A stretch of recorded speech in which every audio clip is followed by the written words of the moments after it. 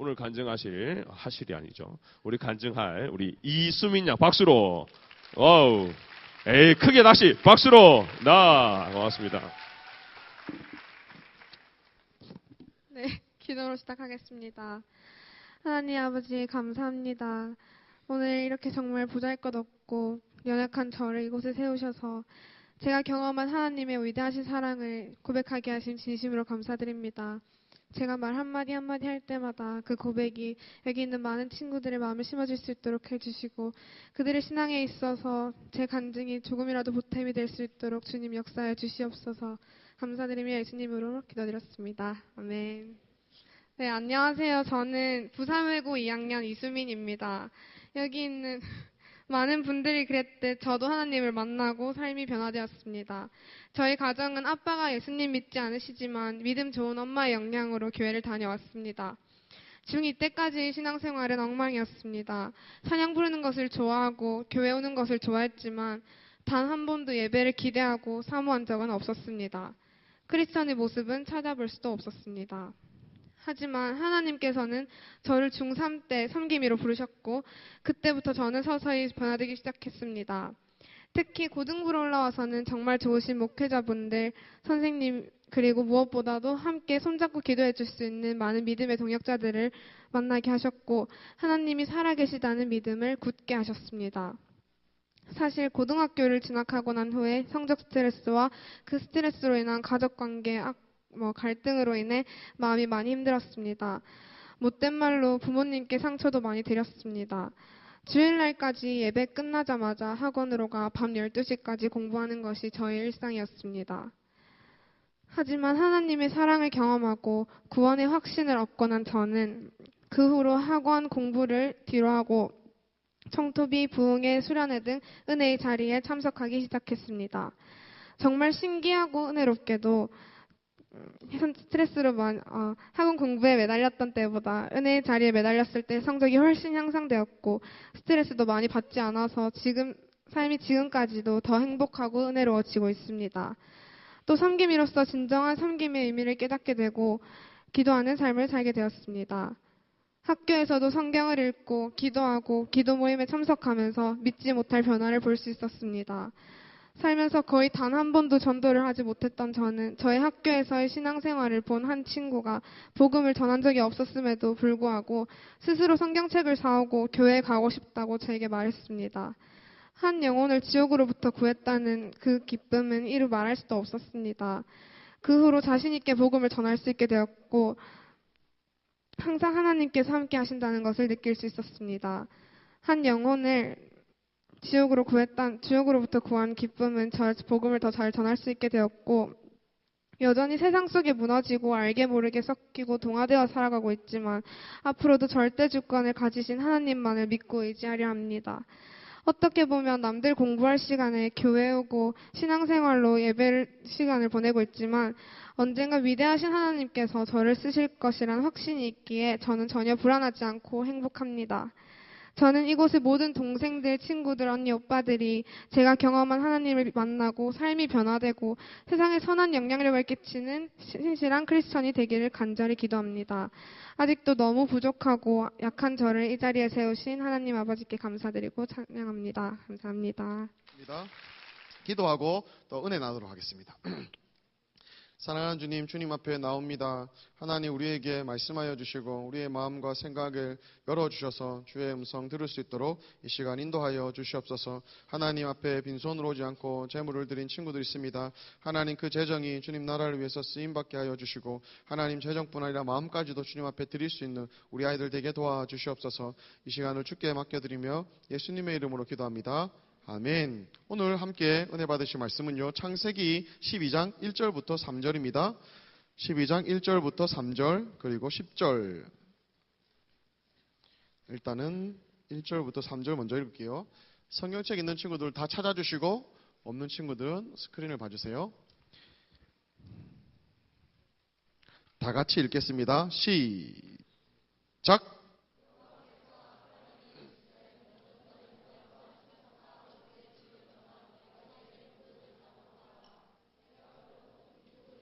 내게 복을 주어 내 이름을 창대하게 하리니 너는 복이 될지라. 너를 축복하는 자에게는 내가 복을 내리고 너를 저주하는 자에게는 내가 저주하리니 땅의 모든 족속이 너로 말미암아 복을 얻을 것이라 하신지라. 아멘. 아멘. 오늘이 5.25 날입니다. 5.25를 앞두고 5.25 당일에 그리고 총농원 전도주의를 앞둔 이 시점에서 아주 중요한 지금 두 개의 지금 시점 가운데 저희가 지금 하나님 앞에 어떻게 나아가야 될까 고민했어요. 여러분, 오늘 본문을 보니까요, 하나님이 아브라함에게 복을 내렸대요. 복을 주셨을 뿐만 아니라 너가 복 덩어리라고, 복의 근원이 되라고 주님이 말씀하셨어요. 그런데요, 복의 근원이요, 그냥 뭐 집안이 잘 되는 수준, 어느 뭐 형제가 많이 늘어나는 수준, 재산이 늘어나는 수준이 아니에요. 하나님께서 복 주시면요, 하나님 수준에서 복 주시는 줄 믿습니다. 아멘입니까? 어디까지 수준이냐면요, 너로 말미암아서 땅의 모든 족속이 복을 또 받는데요. 우리를요, 하나님이요, 복 덩어리로 만들었어요. 오늘 제목 복 덩어리라고 했는데 여러분이 바로 하나님이 말씀하시는 복 덩어리인 줄 믿습니다. 에이, 전사님, 그거는 몇천 년 전에 아브라함이 한 얘기잖아요.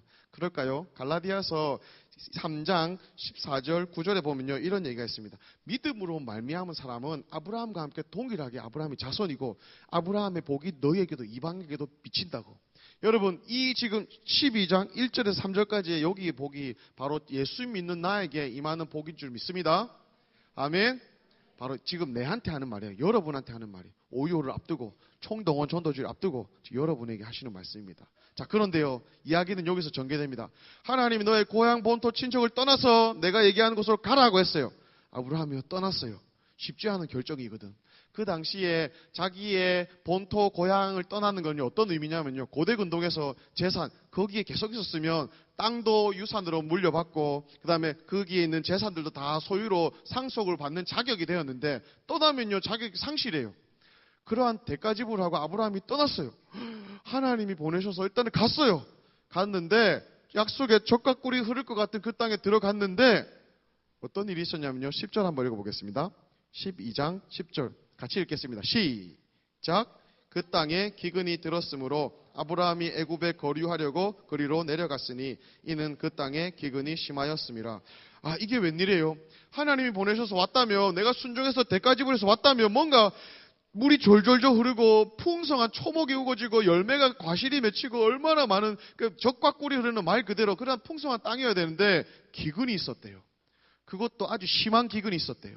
그리고 그 다음에 아브라함이 했던 게 뭐냐면요, 애굽으로 갔더라라고 나와 있어요. 어떤 과정이 있었는지는 없지만 당시에 눈에 보기에 젖과 꿀이 흐르는 땅은 하나님이 말씀하신 여기가 아니라 저기였던 것 같아요.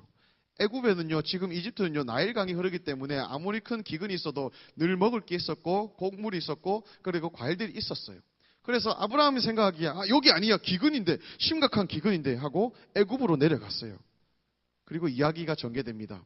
사라를요, 자기의 아내 사라를요, 그 땅에 가면요, 너무 이뻤나 봐요. 사라가 이쁘기 때문에 애굽의 왕 바로가 자기 아내를 후궁으로 아니면 첩으로 데려갈까 봐 겁났어요. 남편이 있으면 남편 죽이고 데려가니까 남편이라 하지 말고, 믿음이 약해졌나 봐요. 너 사라야, 너 내 아내라 하지 말고 우리 누이라 하자. 이렇게 자기가 자기 살려고 좀 믿음 없는 모습으로 나갔어요. 그런데 결국에는 애굽에 들어갔죠. 바로가 왕이 아니나 다를까 사라를 보고 반했어요. 아리따운 모습을 봤다고 나와 있어요. 그래가지고 자기의 궁으로 데려갑니다. 그리고 궁으로 데려가면서 그 아브라함에게 막 먹을 것도 주고 필요한 걸 공급해주고 합니다. 문제는 여기서 터져요. 복의 근원이 자기 자리에 안 있고 딴 데로 내려갔을 때 하나님이 아브라함이 갔던 그 애굽의 바로의 왕궁에, 애굽의 나라에 재앙이 임했다고 나와 있어요. 17절에 보니까 여호와께서 아브라함의 아내 사레의 일로 바로와 그 집에 큰 재앙을 내리신지라. 복의 근원이 잘못 가면 재앙이 되는 것 같아요. 우리는 복의 근원인데 심판도 복의 근원이 불순종하고 다른 데로 가면요, 어려움도 있는 거예요. 복 덩어리가 아니라 어려움 덩어리로 지금 작용하는 것을 우리가 볼 수 있습니다. 여러분, 그래서 결국에는 하나님이 아브라함을 다시 약속의 땅으로 왔지만, 여러분, 이 장면에서만큼은 복의 근원의 역할이 아니라 누군가에게 어려움을 주는 그러한 어려움 덩어리로 볼 수 있어요. 요나의 예를 통해서도 우리가 알 수 있어요. 하나님이 니느웨로 가서 복덩어리로 나의 회개를 선포하라고 했는데, 아니요 주님, 가기 싫어요. 그 나쁜 민족들한테 내가 어떻게 갑니까? 라고 해가지고 다시스로 정반대 방향으로 요나가 떠났어요. 그런데 불순종한 요나 혼자만 그냥 풍락을 만나든가 혼자 벌 받든가 하면 되는데 요나가 있었던 배 타고 있던 그 배에 있는 사람들이요 시겁했어요. 죽을 뻔했어요. 큰 파도가 일어나고 풍랑이 일어나고 배가 깨지게 된지라라고 성경은 기록하고 있어요. 요나 혼자만 혼나면 되는데 요나 주변에 있던 사람들까지 어려움에 처하게 되었던 거예요. 여기 이 장면만큼은 요나가 어려움 덩어리로 나아갔던 것이죠. 여러분, 제가 무슨 얘기를 하냐면요. 하나님이 우리에게 복 덩어리로 만들었다면요. 우리 존재 자체가 이 정도로 큰 영향력이 있는 잘 아는 것이죠. 소돔과 고모라가 멸망한 이유는요. 죄인들이 많아서 멸망한 게 아니라 의인 10명이 없어서 망했어요. 의로운 사람, 주님, 50명부터 시작했거든요. 주님, 의로운 사람 50명이 있는데 그래도 이 소돔과 고모라를 멸망하겠습니까? 그래, 알겠다. 50명이라도 있으면 내가 해줄게. 생각해보니까 없을 것 같아요. 45명, 점점점 해서 하나님 10명만 있어도, 의로운 사람 10명만 있어도 이 소돔과 고모라를 멸망하시겠습니까? 불과 유황불이 떨어져서 망했는데 그렇게 하겠습니까? 그런데요, 의인 10명이 없어서 소돔과 고모라는요, 망했어요. 멸망했어요. 하나님이 보시는 기준이 뭡니까? 복덩어리인 여러분들이에요. 복덩어리인 여러분들이 그 역할을 감당하냐 안 하냐가 하나님께서 일하시는 그 척도가 되는 것이죠. 여러분, 역대하 7장 14절에 무슨 얘기가 있습니까? 같이 함께 읽어볼까요? 역대하 7장 14절. 스크린을 함께 읽어봅시다. 스크린에도 있습니다. 읽어보겠습니다. 시작. 내 이름으로 일컫는 내 백성이 그들의 악한 길에서 떠나 스스로 낮추고 기도하여 내 얼굴을 찾으며 내가 하늘에서 듣고 그들의 죄를 사하고 그들의 땅을 고칠지라. 아멘. 아멘입니까? 복덩어리인 여러분들이 하나님의 얼굴을 구하고 그들이 혹시나 그 역할을 잘못했다고 그들의 죄를 고백하고 주님 앞에 겸손하게 그 얼굴을 구할 때 하나님이여 그 땅을 고쳐주신대요. 여러분, 썩어져가는 세상에 주님이 우리를 소금으로 부르신 줄 믿습니다. 어두워져가는 세상에 주님이 우리를 빛으로 부르신 줄 믿습니다. 살다 보면요, 에이, 뭐 이래, 썩어 빠졌네. 뭐 이런 세상이 다 있어. 뭐 이런 사람이 다 있어. 뭐 이런 상황이 다 있어라고 한탄할 때가 있을 거예요. 그때 하나님 얘기하신 거예요. 그래서 내가 너를 보냈다고. 그래서 내가 너를 거기 뒀다고. 뭐 이렇게 어둡고 악한 일들이 벌어질 수 있어. 이게 진짜 무슨 일이야 라고 할 때 하나님 얘기하십니다. 그래서 내가 너를 거기 보냈어. 너가 빛의 역할을 감당하라고, 너가 썩어져가는 세상에 소금의 역할을 감당하라고 내가 너를 보냈어. 무책임하게 보낸 게 아니에요. 우리에게 복을 주시고 우리에게 힘을 주시고 은혜를 주시고 보내신 거예요. 하나님 우리 존재 자체를 그렇게 만드셨어요. 썩어져가는 세상의 소금, 어두워져가는 세상의 빛, 바로 우리에게 주신 역할인 것이죠. 여러분, 우리 주변에 이런 아픈 이야기들이 많이 있습니다. 두 가지 기다림이 있는 것 같아요. 제가 편지 하나 읽어드릴게요. 고3 여학생이 적은 건데 자살하고 싶다는 이야기예요. 우리 교회는 아닙니다. 그냥 들어주세요. 저는 올해로 고3이 되는 여학생인데요. 너무너무 슬퍼요. 하루에도 자살을 여러 번 생각해요. 그리고 감정 기복이 매우 심해요. 너무너무 힘드네요. 제가 중3 때 열심히 공부했는데 생각보다 성적이 안 나오더라고요. 그때는 그냥 그런가 보다 했는데 고등학교 입학 이후 정말 열심히 공부해야 됐다고 생각이 들었어요. 그리고 고등학교 1학년이 되어 열심히 했어요. 근데 정말 성적이 안 나오더라고요. 정말 적이었어요. 고1 때 같이 다니는 친구가 정말 이기적이고 저와 성격이 맞지 않았었고 고등학교 때 그 친구와 단둘이 다녔습니다. 정말 둘이 다니지만 재미없고 짜증만 늘어날 뿐이었어요. 고1 학년이 지나고 고등학교 2학년이 되었어요. 근데 예상치 못한 일이 발생하였어요. 제가 반에서 왕따가 된 겁니다. 그것도 같이 다니는 그룹에서 은따 정도가 아니라 반 전체 왕따가 된 겁니다. 애들이 저를 엄청 무시하고 사사건건 무시하고 저를 완전 물로 보더군요. 그 당시에는 너무너무 충격적이고 어떻게 해야 할 줄 몰랐습니다. 제가 엎드려 있으면 가위바위보해서 진 사람이 제 머리 쓰다듬기, 떨어진 초콜릿 저한테 주기, 체육 시간에 혼자 가고 체육 시간에 두 줄 설 때 저만 혼자 있고 쉬는 시간에도 저 혼자 있고 밥 먹을 때도 밥 먹을 사람이 없어서 굶고 점심시간 때는 몰래 화장실에 들어가 있고 하루 종일 굶고 집에서 밥 먹고 체육대회 연습하는데도 저만 혼자였어요.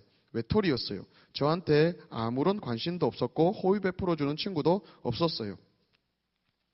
중약하고 이렇게 슬픈 일들이 제 마음을 아프게 하니 희망도 없고 좌절감만 드네요.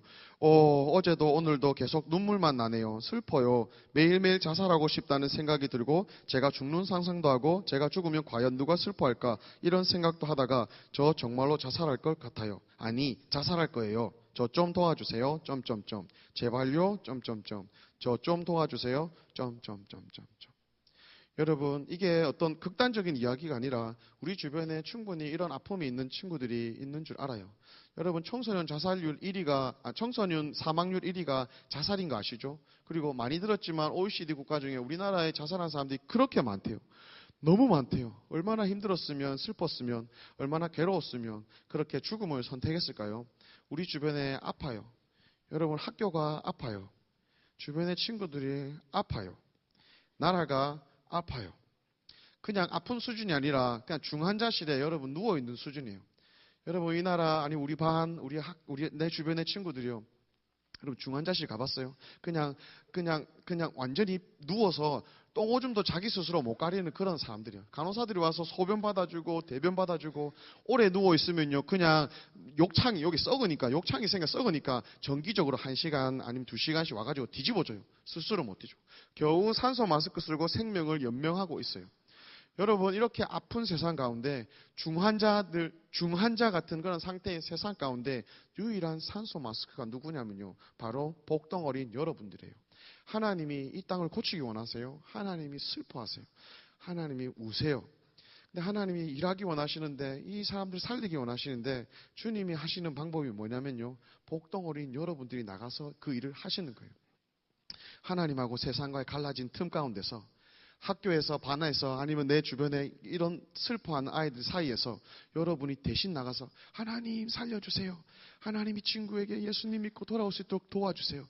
여러분이 그 하나님하고 그 친구의 결렬된 틈, 그 틈 가운데 여러분이 들어가기 원하세요. 세상과 하나님과의 그 틈 가운데 여러분이 들어가기 원하세요. 우리가 작정한 전도한 친구들, 예수님 모르고 아파하는 죽어가는, 예수님 모르고 죽으면 지옥 가잖아요. 그 친구들 사이에서 하나님은 여러분이 들어가기 원하시는 거예요. 그리고 말씀하십니다. 여러분이 복덩어리라고. 여러분, 그 친구들 위해서 기도할 때 하나님, 이 친구 이래서 잘못했고요, 저래서 잘못했고, 그래서 이 친구 좀 살려주세요. 얘가요 이렇게 어려워요, 힘들어요, 얘 좀 살려주세요. 얘가 너무 힘들어요. 이런 기도 아니고, 여러분, 얘의 아픔을, 친구들의 아픔을, 예수님 몰라서 슬퍼하고 예수님 몰라서 죽어가는 그들의 아픔을 나의 아픔으로 여기고 기도하기 원하세요. 자살을 생각하는 누군가가 있습니까? 그들의 아픔. 여러분, 왕따, 조사 예수님 만나기 전에 왕따 당한 친구들 봤어요. 그때는 어떻게 생각했냐면, 왕따 당하는 친구는 꼭 왕따 당할 짓을 하는 것 같았어요. 꼭 좀 밉상이고 좀 이상한 행동을 하고 자기밖에 모르는 것 같고, 그래서 당연히 그렇게 해야 되는 줄 알았었어요. 그런데 여러분, 예수님은요, 그 친구를 위해서도 십자가를 지셨어요. 골고다 언덕길을 올라가셨을 것이고, 그를 위해서 채찍 맞으셨을 것이고, 그를 위해서 십자가에 못 박히셔서 그 한 명 살리기 위해서 돌아가셨을 거예요. 예수님이 우리에게 그 사랑을 먼저 베풀어 오셨어요.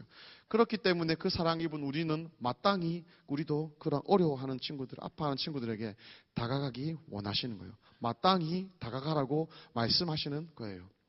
여러분, 죄와 허물로 죽었던 우리들, 죄밖에 짓지 못했던 우리들, 하나님이 일방적으로 선물로 다가오시지 않았으면 우리는요 다 지옥 갈 수밖에 없는 인생이었지만, 예수님이 이 땅에 오셨어요. 그리고 우리의 모든 영혼의 죄의 오물을 다 뒤집어 쓰시고, 너 죄, 내 치워줄게, 이렇게 해서 치우지 않고 예수님이 다 뒤집어 쓰시고 십자가에서 돌아가셨어요. 이유는 뭡니까? 나 살리기 위해서, 죽어가는 영혼 살리기 위해서. 예수님은요, 하나님과 죄인된 우리의 사이에서, 틈 사이에서 들어가셔서 우리의 죄를 안으시고 우리를 구원하셨어요. 하나님께로 인도하셨어요. 바로 지금 이 역할을 하나님이 우리를 통해서 하기 원하신 줄 믿습니다. 썩어 빠진 세상 가운데 유일한 소망, 예수님의 이름을 아는 여러분이 소금으로 나아가기 원하는 거예요. 어두워져가는 세상 가운데, 생각하면 음란하고 생각하면 죄밖에 안 짓는 이 세상 가운데, 그 어둠 속에 예수님 아는 여러분을 통해서 빛으로 비추기 원하시는 거예요. 믿으십니까? 믿으십니까? 여러분, 하나님이 여러분에게 복덩어리로 나아가기 원하시면요, 하나님 수준에서 복을 주세요. 하나님 수준에서의 복을 여러분에게 베풀어 주시는 거죠. 우리 주변에는 이렇게 우리를 기다리는 사람이 있어요. 누군가가 와서 우리에게 증거해 줄 사람이 필요합니다. 거룩 하나님에 대해 누군가 알려주지 않으면요, 이 사람은 그대로 죽어갑니다. 또 다른 글을 찾아봤어요. 인터넷에서. 막 또 죽겠어요 자살할게요 했어요. 아빠가 고3 남자인데 아빠가 자기 안경테 부러뜨렸다고 자살하겠다고 죽겠어요 이랬대. 어이가 없어가지고. 그렇게 연약한 사람들이 우리 주변에도 여러분 있는 거예요. 어쨌든 여러분의 반에서 여러분의 친구들과의 관계 안에서 하나님이 요구하시는 건요. 복의 근원으로 여러분 역할을 감당하기 원하시는 거예요. 왕따가 있습니까? 내 문제예요. 폭력과 음란이 있습니까? 내 문제예요. 예수님 모르고 죽어가는 그냥 많은 사람들이 있습니까? 여러분 내 문제예요. 자살한 친구들이 있습니까? 자살하려는 친구들이 있습니까? 내 문제예요. 여러분 하나님 앞에 이 모든 아픔과 슬픔들, 학교 안에서의 어려움들을 가지고 주님 앞에 나아가시고 여러분이 복의 통로로 복덩어리로 가장 큰 역할을 할 수 있는 게 뭐냐면요. 전도하는 거예요. 전도. 다가가셔서 아파하는 친구들 예수님의 사랑만 알아도 아무런 자격 없는 우리에게 그냥 자기의 전부를 주시는 예수님만 알아도 그 친구에는 삶의 소망, 회복이 있을 거예요. 그가 찔리면 우리의 허물 때문에. 여러분 예수님 십자가에 찔리시고 돌아가시고 피 흘리신 것 때문에 우리의 어떤 수치심, 우리의 어떤 상처들, 우리의 어떤 마음의 응어리들을요 다 회복되었대요. 보라 새 것이 되었도다. 예수님께 보라 나음을 입었도다. 예수님이요 우리의 모든 아픔과 상처와 슬픔을 가져가실 수 있는 복의 근원이신 것이죠. 그 예수님을 가진 여러분은요 그 예수님으로 인해서 복덩어리로 누군가에게 나아가는 그리고 하나님께서 여러분이 나아가기 원하시는 존재입니다. 여러분 오늘 오후에 지금부터 5시간 이후에 해운대에서 이런 복덩어리 사람들이 모일 거예요. 수만 명이 모일 것입니다. 여러분 이 자리에 오세요.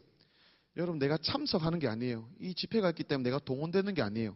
하나님이 여러분을 나를 위해서 준비됐다고 하십니다. 나를 위해서 그 해운대 바다도 준비하시고 그러한 강사도 모시고 특별한 예배팀도 부르시고 여러분을 위해서 불렀다고 여러분 믿으셔야 돼요.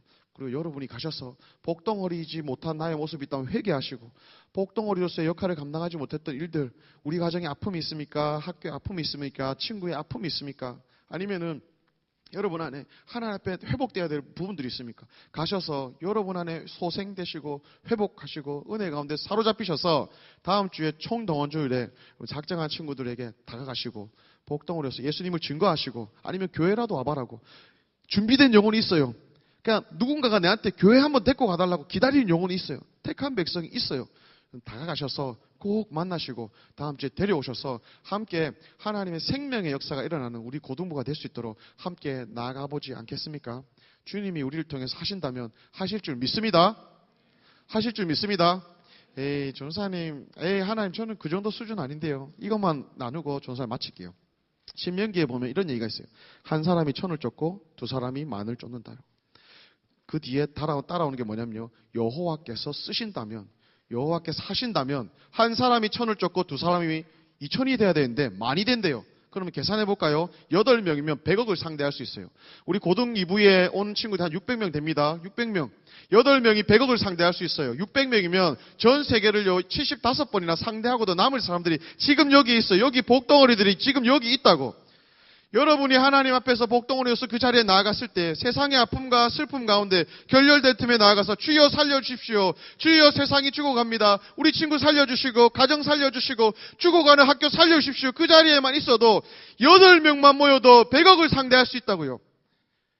여러분 한 사람이요. 하나님 얼마나 하나님 수준에서의 복이 여러분에게 주셨다고요. 예수님을 주셨다고요. 그 예수님을요 사용하지 않겠습니까? 그 예수님 이름을 쓰지 않겠습니까? 오늘 저녁에 가셨어요. 해운대 앞바다에서 나라의 아픔과 학교의 이 슬픔을 놓고 기도합시다. 그리고 우리 작정한 친구들 위해서 기도합시다. 그리고 한 주간 내내 찾아가셔서 전도하시고 다음 주에 다 데려오셔서 살리는 역사가 우리 고등부 안에 있기를 주님의 이름으로 축복합니다. 여호와가 하시면 하실 것입니다. 따라합시다. 여호와가 하시면 그렇게 될 것입니다. 옆 친구들과 얘기합시다. 여호와가 하시면 너는 복덩어리야. 믿으십니까? 아멘. 아멘.